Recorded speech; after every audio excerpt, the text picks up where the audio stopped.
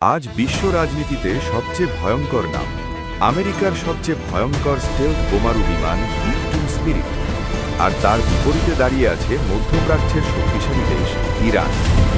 B-2 কি ইরানকে শেষ করে দিতে পারবে? আর ইরান কি B-2 গুলি করে নামাতে পারবে? সবকিছুর উত্তর দিব এই ভিডিওটিতে। প্রথমে B-2 এর কথা বলি। B-2 এমন এক বিমান যেটা রাডারে ধরা পড়ে না বললেই চলে। এটি দূর থেকে উড়ে এসে ইরানের গভীর ভূগর্ভস্থ সামরিক ঘাঁটি আর পারমাণবিক স্থাপনায় ভয়ঙ্কর বোমা ফেলতে পারে। তবে সত্য হলো, শুধু B-2 দিয়ে একটা পুরো দেশকে শেষ করা যায় না, কারণ ইরানের আছে বড় সেনাবাহিনী, মিসাইল বাহিনী আর প্রতিশোধ নেওয়ার শক্তি। এবার প্রশ্ন আসে, ইরান কি B-2 ধ্বংস করতে পারবে?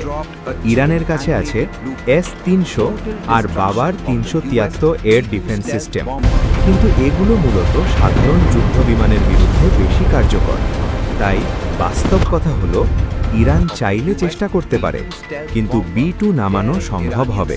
B-2কে বড় ক্ষতি করতে পারবে, কিন্তু পুরো ইরানকে শেষ করতে পারবে না। আর ইরান B-2 ধ্বংস করতে পারে, তাত্ত্বিকভাবে সম্ভব।